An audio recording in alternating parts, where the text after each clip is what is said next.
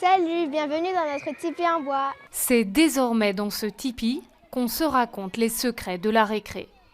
Pendant des mois, Katrina et d'autres élèves de la 3e maternelle à la 6e primaire ont imaginé leur école de rêve avec des architectes. Plein d'arbres avec une piscine, une grande piscine comme ça au milieu. Son projet de piscine n'a pas été retenu.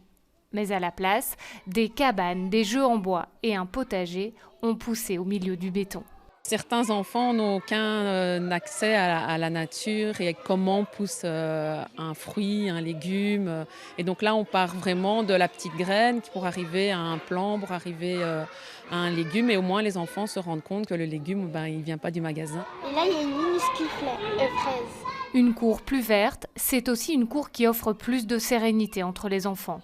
Un monde végétal où l'imaginaire et les possibilités d'aventure se multiplient. Dans notre cours béton, il n'y avait pas grand-chose à faire, à part un vélo ou un petit ballon. Et que là, il y a plein d'espaces où ils peuvent grimper, où ils peuvent se poser, il y a des endroits où ils peuvent courir, il y a des endroits où ils peuvent marcher, il y a des endroits où ils peuvent observer aussi. Et ça calme un peu les enfants. Dans cette nouvelle cour végétalisée, les surprises ne sont pas qu'au sol. Carolina nous invite à lever les yeux, là où de nouveaux habitants sont attendus de pied ferme. C'est un abri à chauves-souris. Il y a aussi des nichoirs pour les oiseaux. Et ouais, c'est tout. En attendant les chauves-souris et les martinets, la commune se réjouit de ce projet baptisé Opération Récréation. Un projet financé presque exclusivement par Bruxelles Environnement.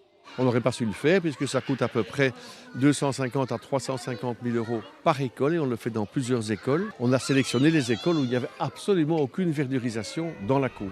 À quelques rues de la Farandole, Clairjoie, autre école communale quasi centenaire, s'offre ce lifting végétal. La fin des travaux est prévue cet été, juste avant la rentrée.